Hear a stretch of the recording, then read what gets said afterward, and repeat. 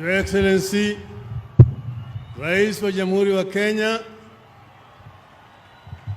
Uhuru Muigai Kenyatta, Mama wa Taifa ya Jamhuri ya Kenya, Mama Ngina Kenyatta, Mama Margaret Kenyatta, Naibu Rais, viongozi wote wamefika hapa siku ya leo. Harambee! Harambee! Harambee! Nimesema hayo kwa sababu yale ndio yalifanyika hapa miaka 58 iliyopita. Your Excellency, I have only two things that I want to tell Kenyans today. First way is true what you have said here about this ground. But Kenyans must also know that this ground was not chosen for no reason.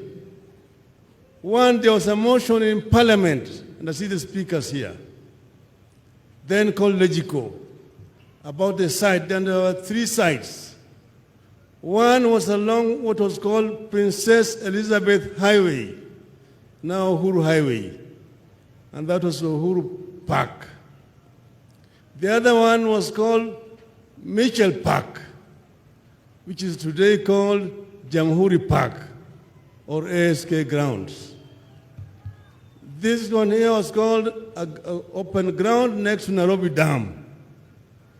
This one was chosen because it was a concentration camp where, as the president has said, freedom fighters were tortured, like they were tortured in Hitler's Auschwitz and Buchenwald.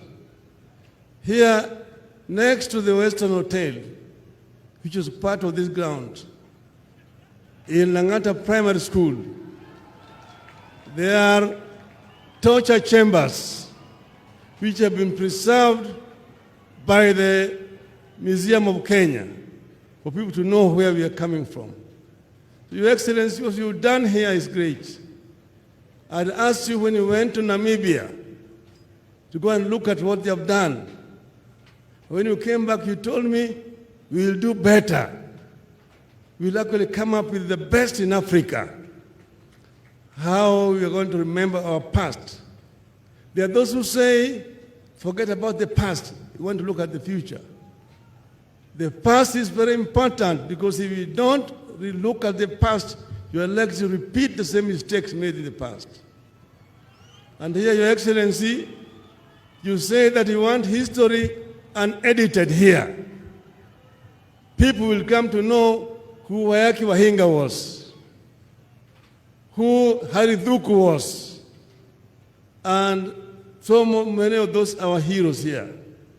Many of Kenyan patriots have worked here.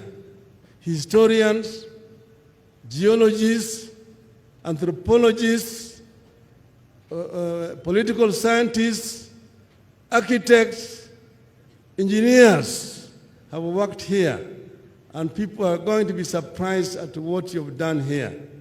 It shows your vision for this nation, of our country.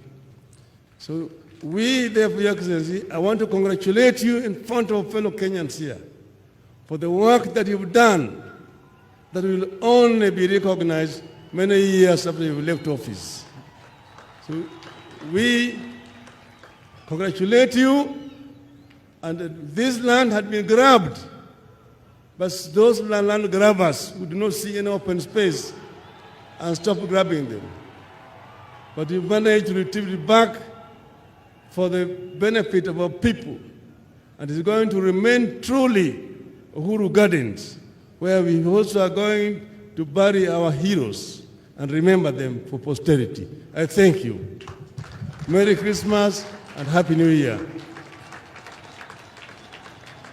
Haya, kwa hayo machache na mengi, mimi nawatakia Wakenya kila laheri.